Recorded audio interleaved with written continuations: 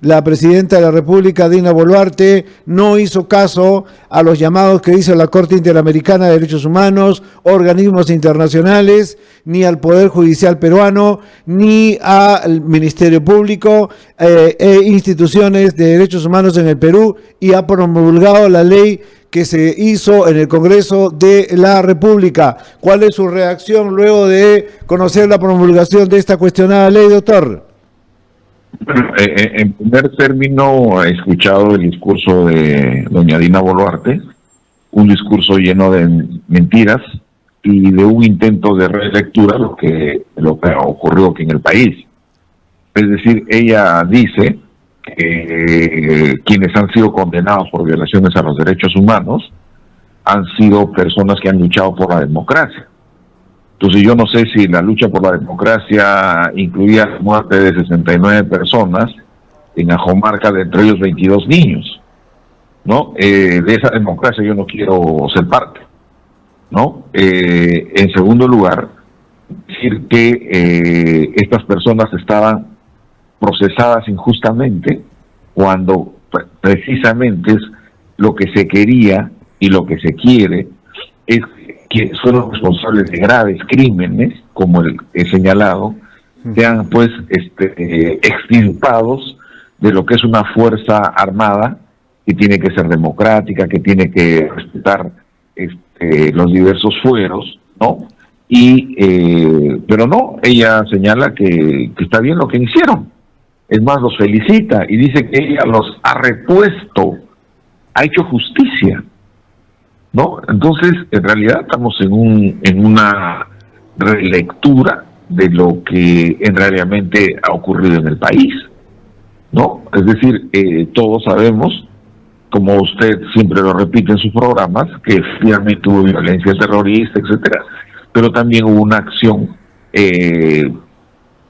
despiadada elementos del Estado, ¿no? Y que ha sido reconocido por ellos mismos. El caso nuevamente a Ajomarca, el diputado dijo que los había matado. Y cuando le preguntaron por qué había matado a los niños, él dijo que porque los niños cuando crezcan se vuelven terroristas. O sea, una visión completamente fascista, inhumana del país, y eso es lo que respalda a Dina Boluarte, ¿no? Y además, quiero terminar con esta parte, ella ha desacatado no ha sido una, como puedo decir, una exhortación. La Corte Interamericana de Derechos Humanos dice bien clara que se abstenga de hacer cualquier situación de este estilo hasta que ellos tomen conocimiento exacto de todo, ¿no? Y entonces el tema para nosotros queda bastante claro de que estamos pues en un camino que doña Dina Boluarte quiere establecer en los últimos días de su mandato, ¿no? Metiéndonos pues en un túnel, digamos, de impunidad y de propicio de la débil democracia que ya tenemos, ¿no? Claro. Ha calificado de una amnistía histórica y que está dentro del marco jurídico nacional e internacional. Aquí, ¿cómo explicamos a la opinión pública, doctor, de que está dentro del marco jurídico nacional e internacional si hay organismos internacionales que han cuestionado esta ley? En realidad, yo no sé si ella es consciente de lo que habla, ¿no? Porque ella dice que, por ejemplo, ha hablado del artículo 112 de la Constitución, y el artículo 112 de la Constitución dice es el plazo de ¿cómo se llama?, que tiene una persona para ejercer la presidencia, ¿no? Y uno lo puede leer directamente, y eso es lo que va a encontrar, ¿no? No hay ninguna otra mención, y ella dice, yo lo he hecho en el mandado, ¿qué? ¿No? Entonces, y, o sea, trata pues de burlarse de las personas que no conocen directamente este tipo de instrumentos, pero obviamente ella está realmente mintiéndole una vez más al país, como es su costumbre, ¿no? Y lógicamente a mí sí me trajo al recuerdo cuando Montesinos efectivamente hacía pues estas ceremonias de la firma pues ¿te acuerdas las actas estas de compromiso, no, de sujeción que hacían determinados que hicieron determinados militares hacia Montesinos, ¿no? Entonces, esa imagen se me ha venido a la mente, ¿no? Bueno, cuando todo el tiempo las Fuerzas Armadas peruanas dijeron que no estaban comprometidos. Sí, está claro que le han redactado el documento que ha leído, está clarito que se lo han redactado. Pero doctor, que quede claro, ¿está dentro del marco jurídico nacional e internacional esta amnistía? No, doctor, no está. ¿Por qué?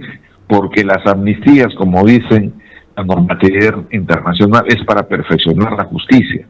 Y acá no hay ninguna justicia.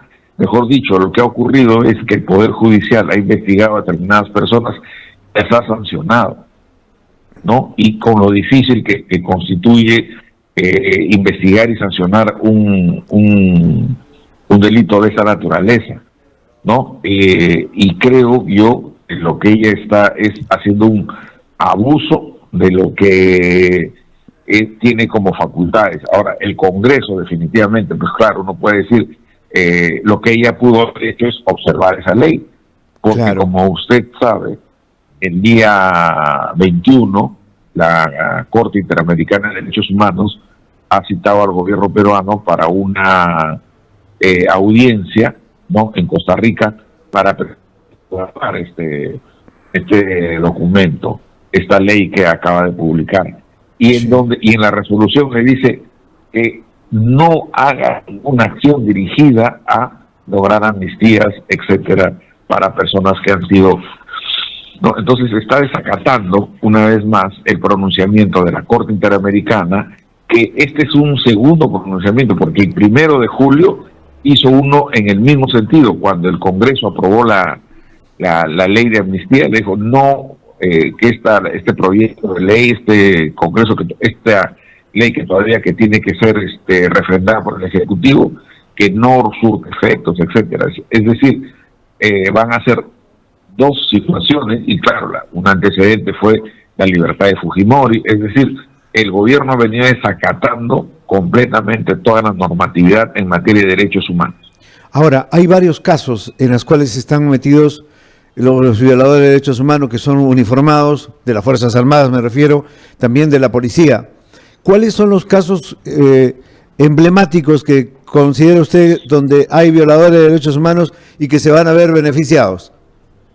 Bueno, Ajomarca, ¿no?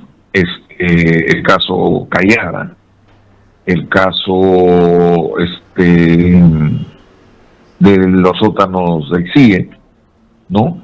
El caso Tunta Barrios Altos, donde hay militares mayores de 60 años que han estado participado en estos temas. Ya.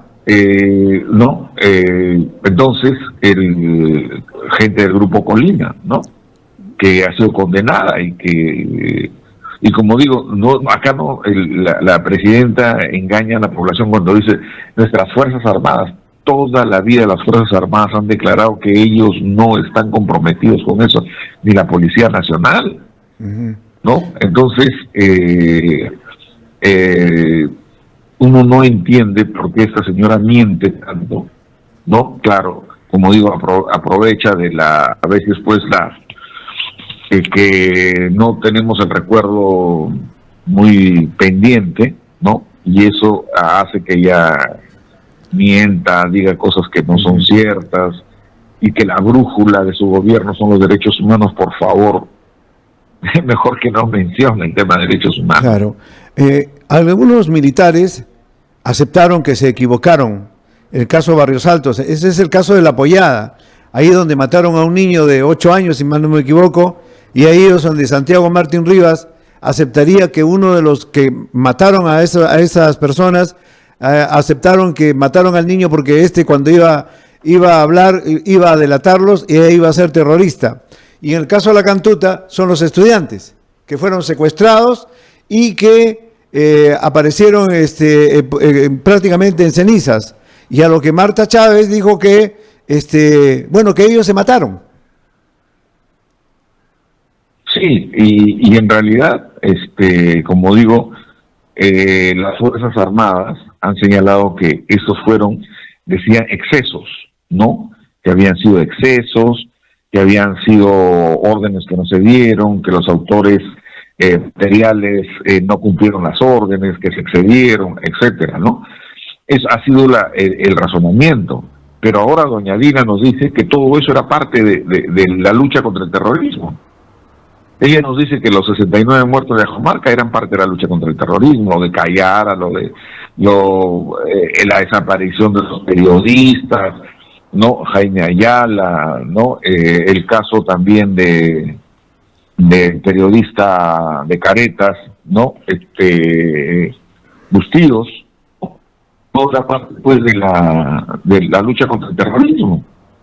Y que por tal motivo hay que indultar a todas estas personas que han sido condenadas, por ejemplo el general Urresti, ¿no? En el caso concreto.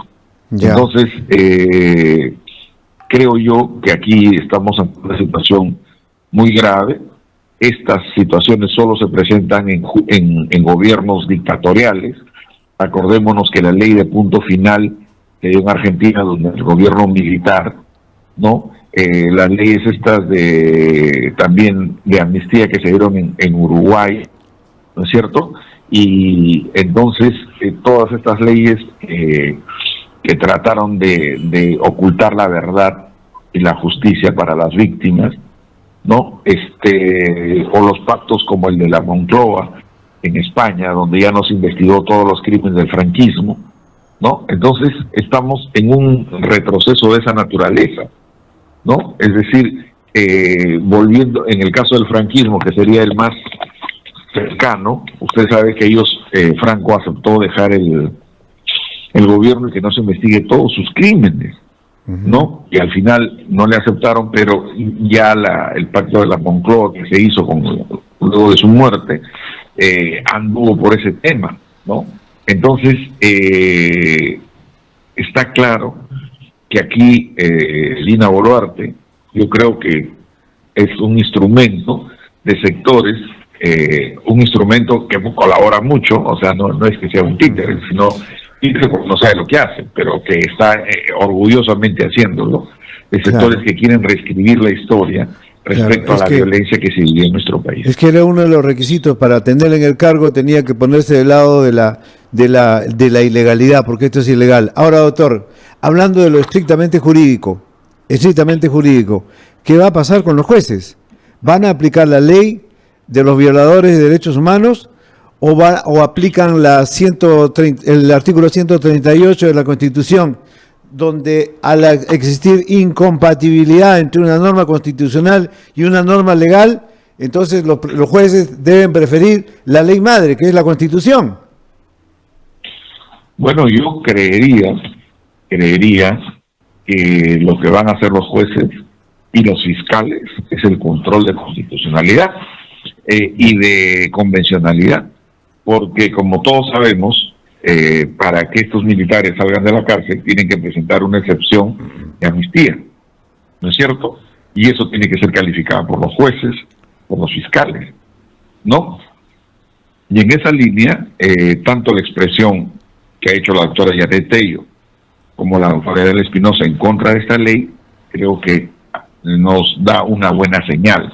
Ya. En segundo lugar, decir que la doctora Ana Cecilia Magallanes, la primera fiscal que planteó la inaplicabilidad de la ley de amnistía en el caso Barrios Altos, la ley de amnistía que dio Fujimori, ¿no? El año 1995, va a tener, y que tuvo después a la jueza Sakicuray aceptando esa inaplicación. Creo que van a haber más Ana Cecilia Magallanes y Sakicuray en el Poder Judicial que no van a aceptar precisamente que esta situación se ocurra. Entonces, ¿qué va a ocurrir?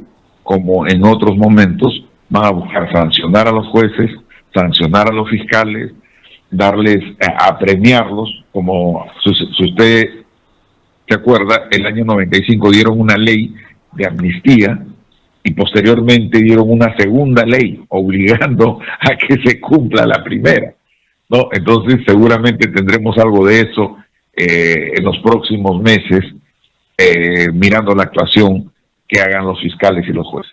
Ahora, doctor, para que el tema esté completo, pero también tenemos que ver y aceptar la responsabilidad del Poder Judicial, la responsabilidad del propio Ministerio Público, que hay demora excesiva en los procesos. El mismo general Williams, por ejemplo, que ha llegado a ser presidente del Congreso de la República, es investigado también por violación a los derechos humanos y es uno de los primeros que ha asistido a la ceremonia. Hay retraso también en la investigación y el proceso judicial.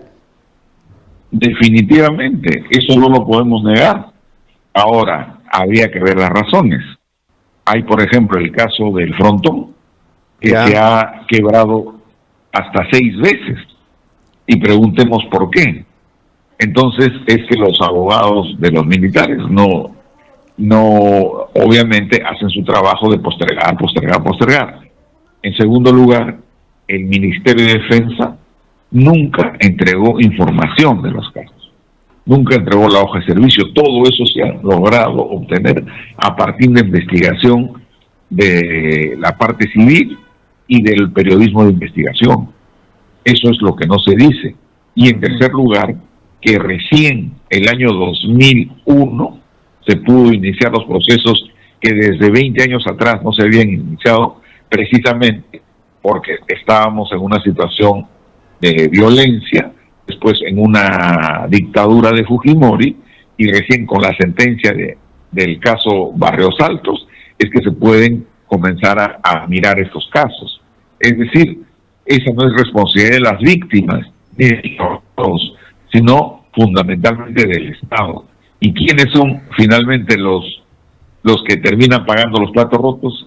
Las víctimas y sus familiares, ¿no? Sí, pues, perfecto, doctor. Muchas gracias por sus opiniones. Queríamos una reacción luego de conocer que al regreso de sus viajes, Dina Boluarte llega al Perú y lo primero que hace, firma una ley de amnistía que favorece a los violadores de derechos humanos en el Perú. Gracias, doctor. Muchas gracias, muy buenas tardes.